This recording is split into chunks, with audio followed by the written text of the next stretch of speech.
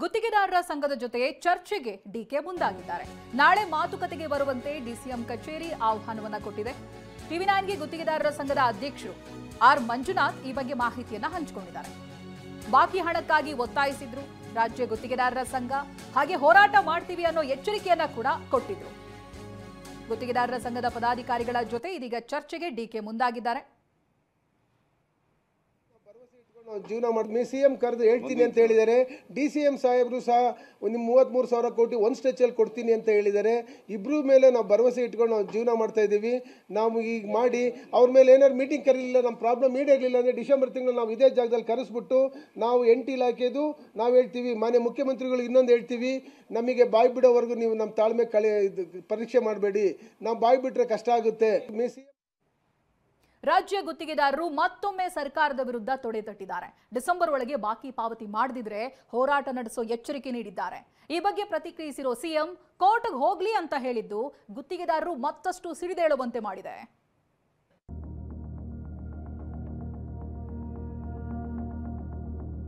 ಆತ್ಮಹತ್ಯೆ ಮಾಡ್ಕೊಂಡಿದ್ದಾರೆ, ವಿಷ ಕುಡಿತಾರೆ,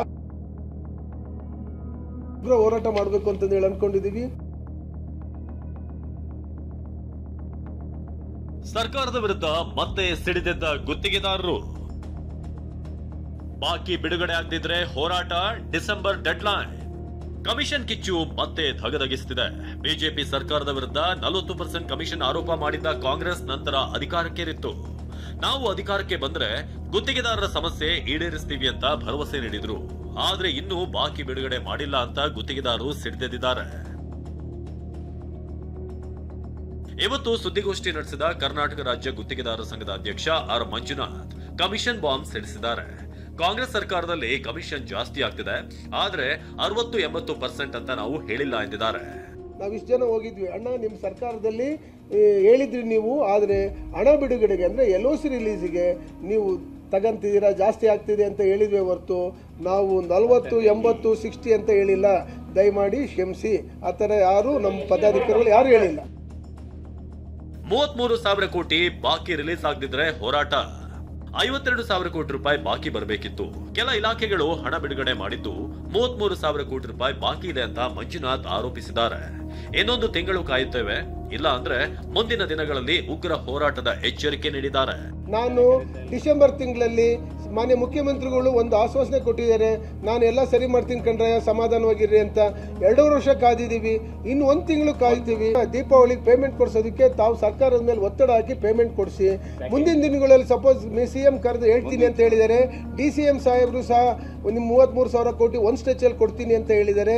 ಇಬ್ಬರು ಮೇಲೆ ನಾವು ಭರವಸೆ ಇಟ್ಕೊಂಡು ನಾವು ಜೀವನ ಮಾಡ್ತಾ ಇದ್ದೀವಿ. ಸುಮಾರು 2 ವರ್ಷದಿಂದ ಕಳ್ಕೊಂಡ್ ಬಂದಿದ್ದೀವಿ. ನಮ್ಮ ತಾಳ್ಮೆ ಕಟ್ಟೆ ಹೊಡಿಬಾರ್ದು. ನಾವು ಮುಂದಿನ ದಿನಗಳಲ್ಲಿ ನಾವು ಉಗ್ರ ಹೋರಾಟ ಮಾಡಬೇಕು ಅಂತ ಹೇಳಿ ಅನ್ಕೊಂಡಿದ್ದೀವಿ.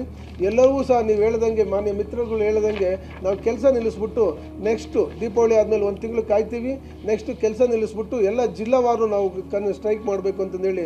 ಗುತ್ತಿಗೆದಾರರ ಸಂಘದ ಅಧ್ಯಕ್ಷ ಮಂಜುನಾಥ್ ಹೇಳ್ತಿರೋ ಪ್ರಕಾರ ಬಾಕಿ ಎಷ್ಟಿದೆ ಅಂತ ನೋಡೋದಾದ್ರೆ, ನೀರಾವರಿ ಇಲಾಖೆಯಿಂದಲೇ 12,000 ಕೋಟಿ ರೂಪಾಯಿ ಬಾಕಿ ಬರಬೇಕು ಅಂತ ಗುತ್ತಿಗೆದಾರರು ಆರೋಪ ಮಾಡಿದ್ದಾರೆ.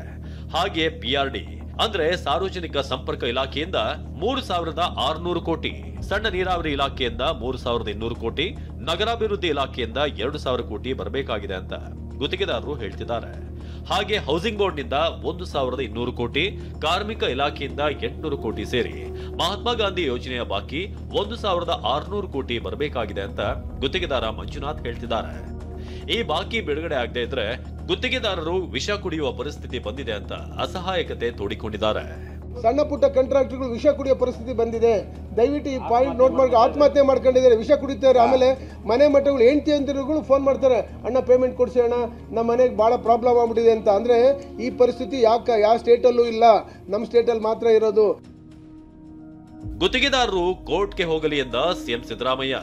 ಕಮಿಷನ್ ಆರೋಪದ ಬಗ್ಗೆ ಮೈಸೂರಿನಲ್ಲಿ ಮಾತನಾಡಿದ ಸಿಎಂ ಸಿದ್ದರಾಮಯ್ಯ ಕೋರ್ಟ್ಗೆ ಹೋಗಲಿ ಎಂದಿದ್ದಾರೆ. ಗುತ್ತಿಗೆದಾರರಿಂದ ಈ ರೀತಿ ಮಾಡಿಸ್ತಾ ಇದ್ದಾರೆ ಅಂತ ಸಿಎಂ ಆರೋಪಿಸಿದ್ದಾರೆ. ಇದಕ್ಕೆ ತಿರುಗೇಟು ಕೊಟ್ಟಿರುವ ಮಂಜುನಾಥ್, ನಾವು ಕೋರ್ಟ್ಗೆ ಹೋಗಲ್ಲ, ಮುಷ್ಕರ ಮಾಡ್ತೀವಿ ಅಂತ ಎಚ್ಚರಿಕೆ ಕೊಟ್ಟಿದ್ದಾರೆ. ಗುತ್ತಿಗೆದಾರರ ಸಂಘದ ಅಧ್ಯಕ್ಷ ಮಂಜುನಾಥ್ ಮತ್ತೆ ಕಾಂಗ್ರೆಸ್ ಸರ್ಕಾರದಲ್ಲೂ ಕಮಿಷನ್ ತಗೊಳ್ಳುವಂತ ಕೆಲಸ ಆಗ್ತದೆ ಎಂದು ಆರೋಪ ಮಾಡಿದ್ದಾರೆ. ಗುತ್ತಿಗೆದಾರರ ಸಂಘದ ಅಧ್ಯಕ್ಷ ಹಾಗಂತ ಹೇಳಿ ಕೋರ್ಟ್ಗೆ ಹೋಗ್ಲಿ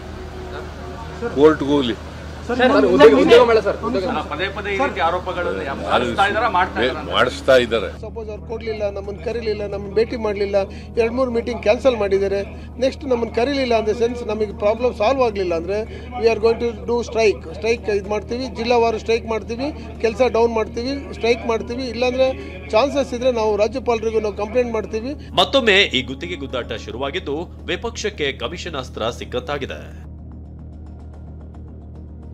ಲಕ್ಷ್ಮೀ ನರಸಿಂಹ, ಟಿವಿ9 ಬೆಂಗಳೂರು.